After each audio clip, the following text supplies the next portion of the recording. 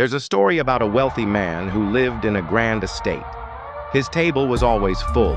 His clothes shimmered with gold and silk, and high walls surrounded his home. Yet he never left, not even to stand in his own garden.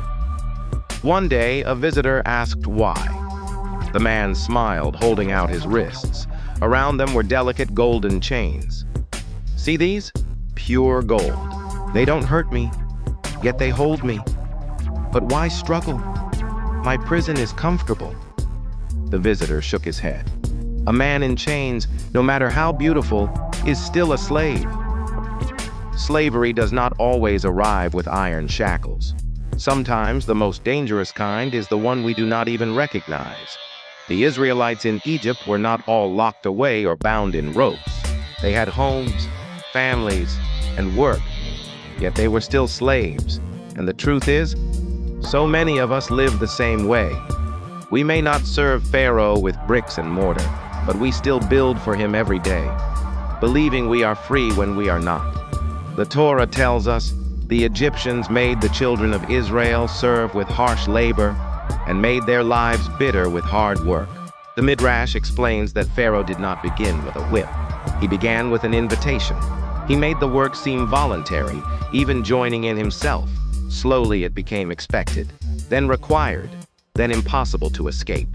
That is how it still works today. We run ourselves ragged not because someone forces us to, but because we have been convinced that busyness is purpose and that our value comes from how much we produce. The Talmud teaches that the only truly free person is one who engages in Torah.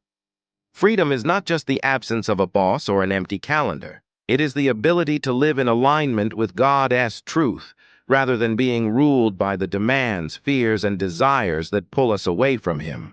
But Pharaoh is clever.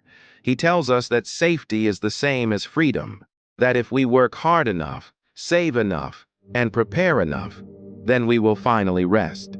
The Israelites built entire cities, but not one stone belonged to them. We pour ourselves into things that can never give us true security, all the while telling ourselves it is worth it. And here is something we often forget. Not everyone left Egypt. Many stayed behind. They preferred the familiarity of slavery to the uncertainty of freedom. The Talmud speaks of the Hebrew slave who refused to go free after 6 years, because life under his master felt safer than life on his own. How often do we stay in toxic jobs, unhealthy relationships, or destructive patterns because at least we know what to expect? How often do we choose comfort over calling?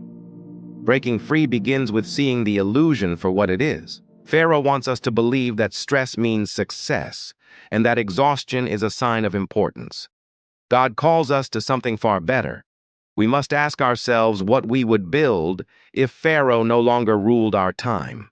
Would we pour ourselves into Torah, into family, into a community that reflects His kingdom?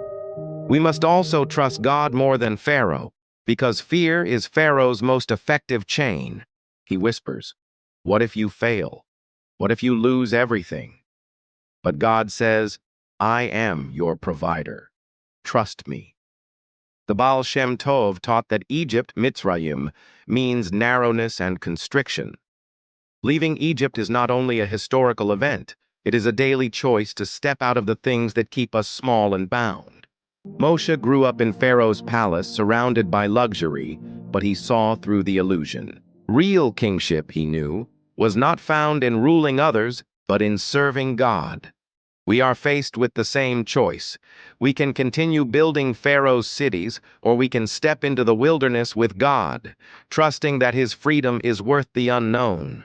May we have the courage to name the pharaohs in our own lives, the strength to walk away from false masters, and the faith to follow the only one who can lead us into true freedom.